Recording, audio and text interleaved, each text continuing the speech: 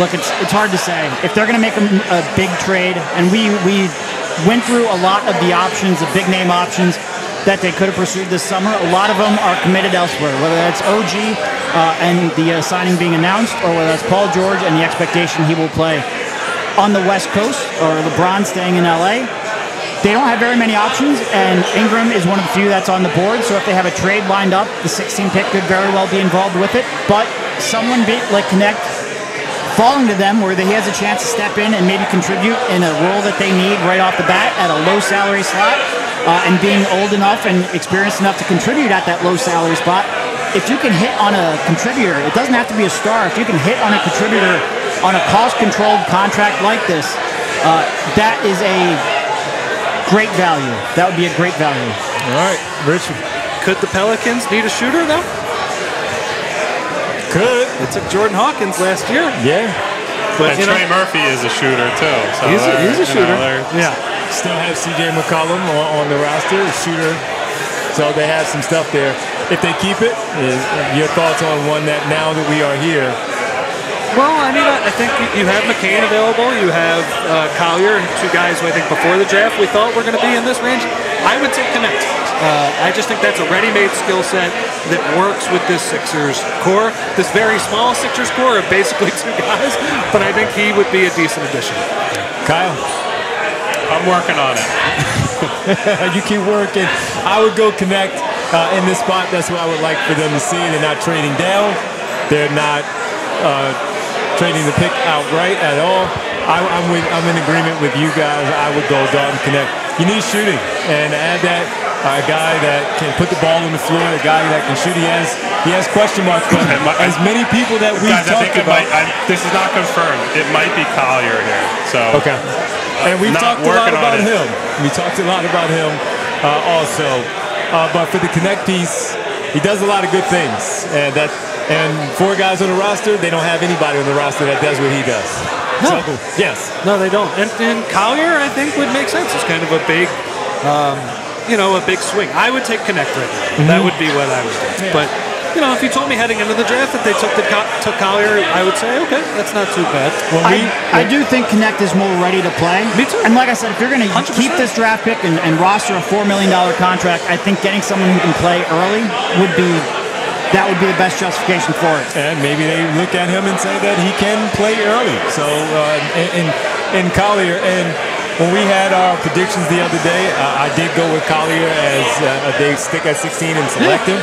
So if he is the guy, decent size guy that can maybe play next to Max, he has to improve his defense. But when we talk offense, the spacing in today's game might help him out tremendously instead of playing for USC out there in the Pac-12.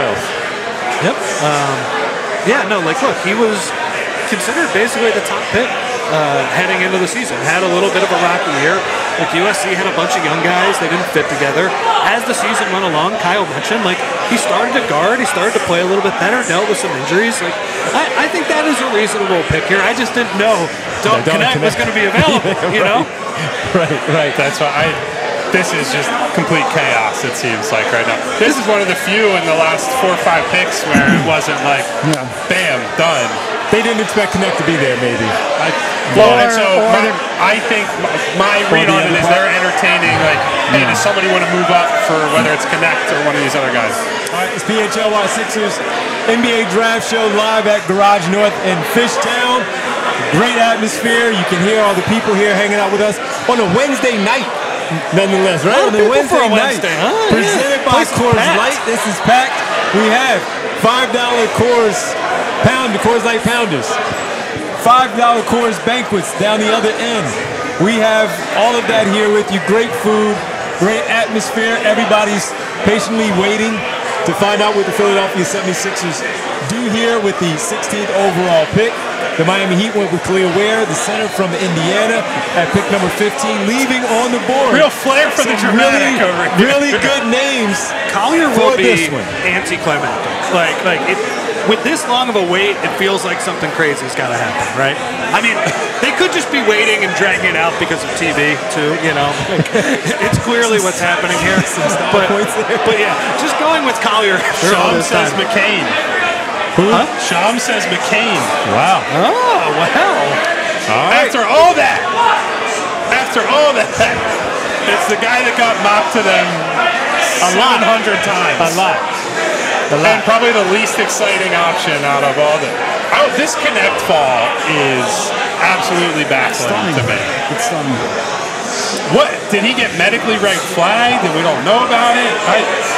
You know what's going to happen. New York now has, what they have, 24 and 25 that they didn't trade their move up. Yeah, they might trade up to go get him, right? All right, your thoughts, Kyle? If this is, I'm trying to figure this because you figure it out. Something is like not. You figured out. Something is not adding up. These guys have figured out. Unless you and I talk. We've done this before. We have Let's done do this before. Jared McCain, you're right. Not as exciting, right? I think his shooting obviously is a great fit with this roster. I mean, like, can shoot it from deep, shoot it off the dribble a little bit. A little worried about him being able to get by people, though. Yeah. You know, like if you're besides being short, he's not a tremendous athlete. That's a tough sell. You know, like you would rather the shooter, the floor spacer, be taller. You know, maybe he could grow into that kind of Seth Curry role. I know he played for Duke, so I'm just thinking about that too. A little bit of ball handling, a little bit of shooting. Not as exciting, but obviously somebody who they've done a lot of work on, somebody who I believe worked out for them, one of the few people who did. I could be wrong about that. But yeah, like I would rather take a swing on Connect at that point. I think I'd rather take a swing on Collier too, just because I think I would have too. Yeah. But who knows? I don't. You know. What do you think? We're gonna have to wait and see if this is taking forever. By the way, too. It is confirmed. McCain is the pick. Okay. It's very uninspiring to me. Mostly because, like, I do think the shooting is bankable, right? I do think he's gonna come in, shoot high 30s, maybe low 40s from three. He's a good relocator, smart. Like, I think I give him a pretty good amount of credit for coming to Duke and immediately buying into that. Like, you're going to be a spot-up guy for a lot of this year. You're not going to run. We're going to play through Filipowski. Yep. We're going to play through other people, and you're going to be asked to be in this heavy off-ball role. Give him credit for that. Now, that being said, I think part of that is that he doesn't have the greatest handle in the world. He's not an advanced passer. He is a below-the-rim player. That's why part of why he's gotten comparisons to Seth Curry. Sure. He's going to have trouble finishing in the paint. I will say I'm a little higher on him defensively than I thought I would be after, going back over the tape. I think he competes. I think he's a good rebounder. Is a really important thing. He's strong despite being, 6'2", whatever he is. Forget what the official measurements are. I just think they're not in a position where taking the, I don't want to say it's a low upside pick. It's a low upside pick, but I think that's fair. It's lower upside certainly than some of these other options. When you're a 6'2" off guard who doesn't really have great burst off the dribble and isn't a great creator, that's a low upside pick. As you hear the reaction here, live mixed reaction. They were clearly not listening to the stream, and that pains me. It doesn't pain me. I like the live reaction to this. Jared McCain coming from Duke. And, all right, well, listen, they have another guard on their roster. How long he's on the roster? How long we'll he's have on to the wait roster? and see. We'll wait and see. But does come from Los Angeles, from the prep background with a big-time reputation as a good player, certainly to get to Duke and play for that program. But a lot of what you got, I like him a little bit more than most. And the ball handling will certainly have to be worked on. He's a small guy, so he's probably going to have that a lot anyway, where they're going to need somebody to handle the ball anyway. But they see a role for him in this situation where they look at if he's here, and they needed some more backcourt help. Will that come in free agency? Sure, they'll still do that. But we'll see. We'll see with him. Look, I don't want to get too down because I think there are things to like about him. The shooting, clearly. The off-ball catch-and-shoot game is something the Sixers need. Kyle brought it up. The compete level is there. Everyone you talk to thinks this is a great kid. He's going to work hard. He's going to buy in. It's just there's a limitation as I'm not even sure he's really a secondary creator at this stage. With below the rim, not great burst, and 6'2" with a 6'3" wingspan. It's not really his fault. It's just there is a limitation physically. And I do worry a little bit. You can compete all you want. You still, you're defending. The Sixers need to find a way to stop Jaylen Brown and Jason Tatum and even OG and Bridges. These are big wings in the East. And it's going to be tough. It's going to be tough. It's always good when I already have a profile written about the guy that was drafted, so I don't have to do extra work afterward. My biggest problem with the pick, and Derek is getting at it with what he just said, I think he needs to play next to a jumbo playmaker. Yeah. Like, he needs to have, whether it's James Harden, whether it's a point forward, the guy who's creating, the guy who's getting downhill needs to be a bigger guy to balance out. Like, for Tyrese Maxey, what I want for him is to tap into the on-ball and the off-ball talent, right? Tyrese succeeded in a big way with James Harden because James could be the pick-and-roll partner for Joel, and then Tyrese gets to be on the weak side. I don't see Jared McCain as a guy who can leverage his handle, who has a good enough first step to consistently get by guys and get into those advantage situations where then Tyrese Maxey on the weak side is able to be, a 40 to 45% catch and shoot type guy. So I'm skeptical on that.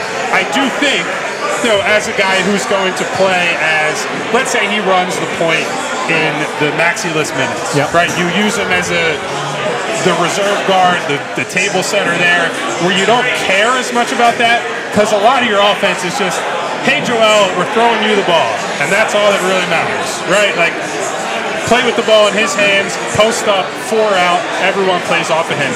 His relocation skills, his spot-up skills, that will be really valuable in that context. I just don't know that I see a path to him being a starter or a closer as long as Tyrese Maxey is on this team. Offensively, and look, the Sixers need more creation. They still need more creation. But when you're going to run a lot of your offense through Embiid and Maxey, you need elite spot-up shooters too, and elite off-ball shooters as well. I think he can be that. It's just, can he defend at a high enough level to really matter in the playoffs, and for Nick Nurse to trust him in lineups for as long as you would want for this pick? I don't know. I don't know. And to Kyle's point about the size too, like, Redick and Curry, part of the reason they succeeded here was that Ben Simmons was the point guard. Yes, Ben and he was took huge. A million other things off the table, but he allowed you to have kind of those smaller one-position defenders, weaker defenders that would get hunted, because he could basically guard anybody 1 to 4 at that point. So yeah, I'm a little bit worried about that. Let me ask you guys a question though. If he succeeds, like what happens? Is the shot just so overwhelming that, the lack of burst, the lack of kind of shake, does that just become less of a problem because teams have to close out on him so Well, if he succeeds, it's because they finally got a guy who's willing to just launch the ball whenever he gets it, and Embiid creates double teams every time down the floor. Like, that's the path to success. So here's my thing. If he succeeds, it's because a couple of things. Number one is the shot. That's easy, right? If he can make it at that percentage that you guys are talking about, that'll work out. Then you go to number 2. If we're talking about him being a competitor and a hard worker, what's to say he's not going to do all of that stuff that's going to translate when he gets to the NBA and does all of those things? Many times we hear about players are getting better because they do the things that they do year after year to improve and get better. He can't change his height. The shot is already there, so he can't change his height. He can't change any of those things. All he can do is continue to get better at the things that he needs to improve on. And if he is going to be a hard worker, and if they believe that he's going to work with their program and their developmental coaches to improve the basketball team, I've seen stuff that I've liked already, and those things are correctable. He cannot change the height, but the other things are fixable. You can angles. The speed is not there. You learn the angles at a better spot when you get to the NBA, maybe with some more size. Things like that. That's where I think that if it does work, it works in that way. Do I see it as a starter? No, not next to Maxey. I agree with you 100% on all of that. Again, cannot change that. None of us want that. But if he's going to play minutes for this basketball team, those other things has to happen, and he has to be a plus backup at either of those guard positions with size. Come on the floor with whoever he's out there. If Embiid is out there, easy. But if it's the other players, Kelly Oubre's size, Nick Batum's size, and maybe somebody else bigger next to him in the backcourt, then that will absolutely work out and work out for him and get it done for him. So that's the thing for me. No, it's funny that we're talking about McCain and Connect and their defensive struggles. Connect to the Lakers, by the way. I don't know if anybody saw it. When they're completely different. Like, Connect has the size. McCain, he will be in the right spot. You can teach him, you can coach him. He will understand your schemes. It's just when Jaylen Brown's rising up and shooting over you, it doesn't matter if he's in the right spot because you're not going to contest that shot. Yeah, but again, that's why he's on the floor with others, and you hope with the players that he's up there. Playing 40 minutes per night, like it's hard to avoid that. Well, but if he's not that good to be out there with Maxey in those spots like that, he's not going to be. And I will say this too, while we're on the subject of the instincts and playing the angles, things like that. I do think he's going to be limited as a playmaker because the handle will hold him back. If you're asking me about the quick decision making, seeing things over the top, making an outlet pass, making those 0.5 type of decisions in the half court where he's got a decent look, but he can find a better one. I think he's shown that he is a great reader of the game in that way and might help you create open threes in that type of post-up, face-up, Joel Embiid-centric world. So I think that's definitely a positive. I agree with have heard great things about the work ethic, the intelligence, all that.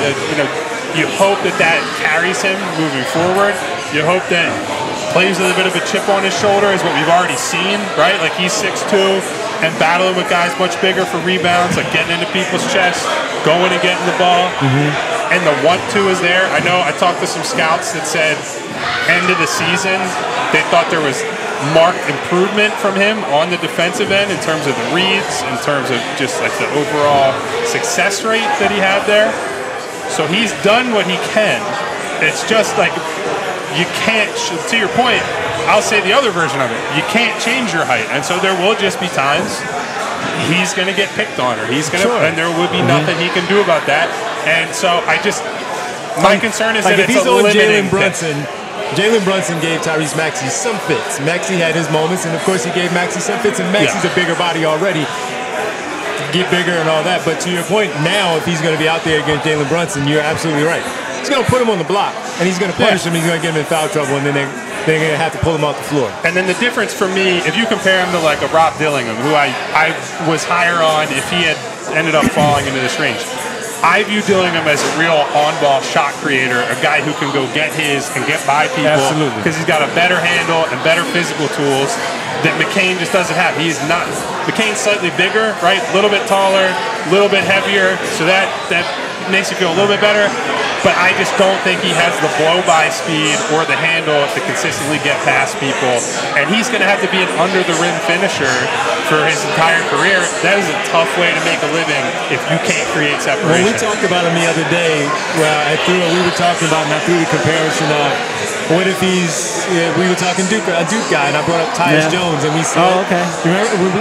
I thought you were going Seth. No, we were talking Tyus Jones. He's gotten a lot of Seth comparisons. Sure. But I remember asking you guys about what if he's Tyus Jones, like coming into, of course, the guy that we all liked, and certainly you liked him as a trade candidate at the deadline last February.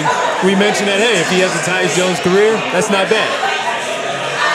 Yeah, I mean, to me, like, they did not go for fit really at all here. I understand that the general idea of they need quick decision makers, they need shooting off the ball. Yeah. But, like, you had a guy who is taller and I think is probably more proven at the off-ball aspects of shooting that the Lakers took one pick after. And they said no. Like, they clearly must think that there is some untapped potential in this kid, because I don't really see the justification for taking him otherwise. Like, there has to be something more that they see in him than just like he's an off-ball spacer. He can be a relocation somebody shooter. really likes him that they want to trade him That's to. True. That's true. That could be the other part that we have to figure out here. Because Connect being on the board was just not really on the radar for us. And so if they had taken it, it's very hard to. I don't understand that. Yeah, if they're not moving it and the Connect goes to the Lakers a pick after, I mean, yeah. We all silly like the mayor.